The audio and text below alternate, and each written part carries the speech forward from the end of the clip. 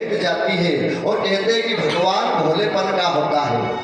भगवान भोलेपन से रिझता है। आप कितनी चतुराई कर लो, आप कितने पढ़ लो लिख लो, आप कितने इंजीनियर बन जाओ, आप कितने ही बड़े ग्रेजुएशन हो जाओ, ग्रेजुएट बन जाओ, लेकिन परमात्मा रिझने वाला नहीं है। परमात्मा हमारे भोलेपन पर रिझता है। इसलिए तो हमारे पुराने लोग कहते हैं भोले का भगवान होता है। जो भोला होता है ना, उसकी परमात्मा होते हैं साहब। एक बेटा था, बालक छोटा सा 5 साल का।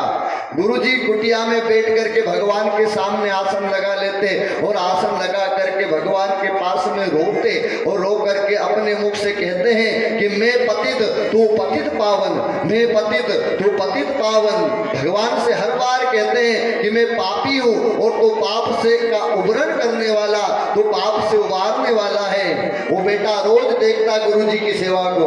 एक दिन गुरुजी को कहीं जाना हुआ और गुरुजी ने बेटे से कहा कि बेटे मैं कहीं जा रहा हूँ, थोड़ी देर भगवान की पूजा करने के लिए रोज बैठ जाया करना।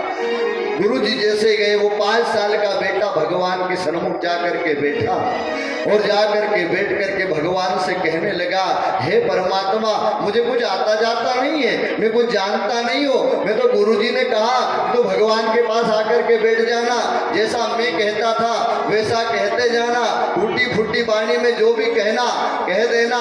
तो मैं आकर के बैठ गया, भगवान के सामने कहने लगा कि हे परमात्मा तू पापी तू पतित मैं पतित पावन। उल्टा कर दिया उस सत्य को। गुरुजी क्या कहते थे, मैं पतित तू पतित पावन, और उसने उल्टा कर दिया। और जैसे उल्टा हुआ तो तुलसी बाबा ने तो यहाँ लिख दिया, उल्टा नाम जपत जग जाना और वाल्मीकि भय ब्रह्म समाना। राम राम कह रहे थे और राम राम कहते कहते मरा मरा निकलने लग गया। भगवान ने कृपा कर दी। क्यों? क्योंकि उल्टा भी सुलटा हो जाता है। उल्टा नाम जपत जग जाना वाल्मीकि भय ब्रह्म समाना। भगवान ने सुनते गए और वो कह रहा है कि हे परमात्मा तू पतित और मैं पतित पावन, तू पतित और मैं पतित पावन, तू पापी और मैं पाप से उबारने वाला। भगवान उसकी भोली भक्ति से प्रसन्न हो गए। 8 दिन बाद गुरुजी जब लौट करके आए तो गुरुजी भगवान के पास में आसन लगा करके बैठे और भगवान से गुरुजी कहने लगे कि हे परमात्मा इस बच्चे की गलती को क्षमा कर देना। यदि 8 दिन में अगर कोई गलती करी हो ना तो उसका दंड बेटे को मत देना, उसका दंड मुझे देना। गुरुजी के सामने, गुरुजी भगवान के सामने बैठ करके कहने लगे कि हे परमात्मा मैं पतित तू पतित पावन।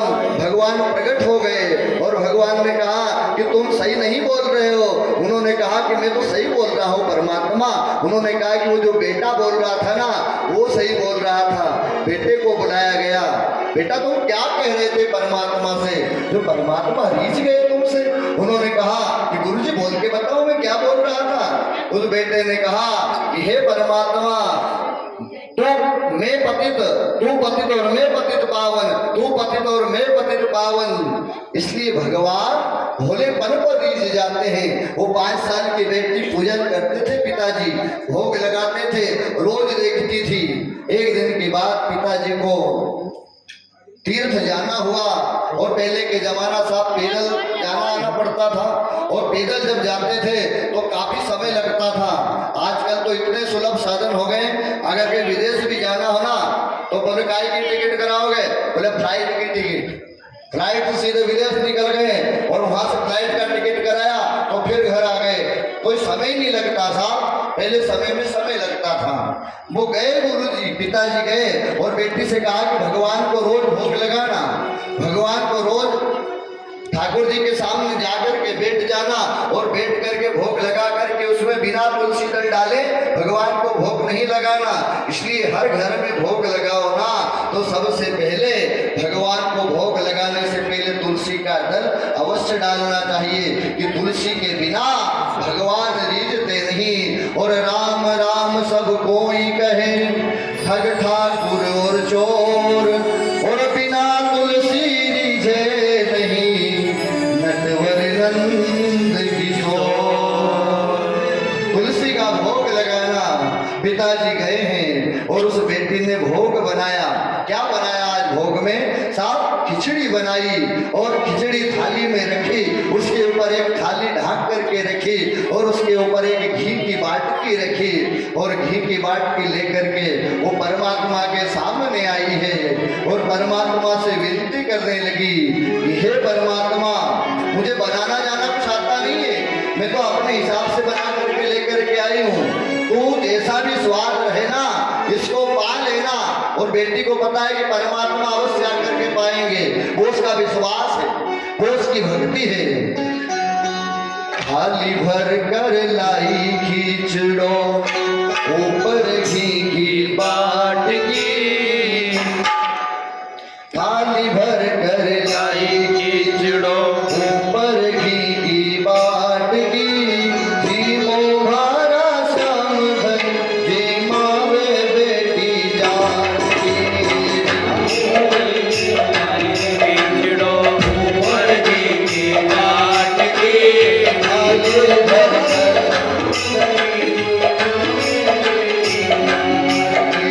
थाली भर कर लाई खिचड़ो, ऊपर घी की बाटकी, जी मोहारा श्याम धन, जी मावे बेटी जानकी।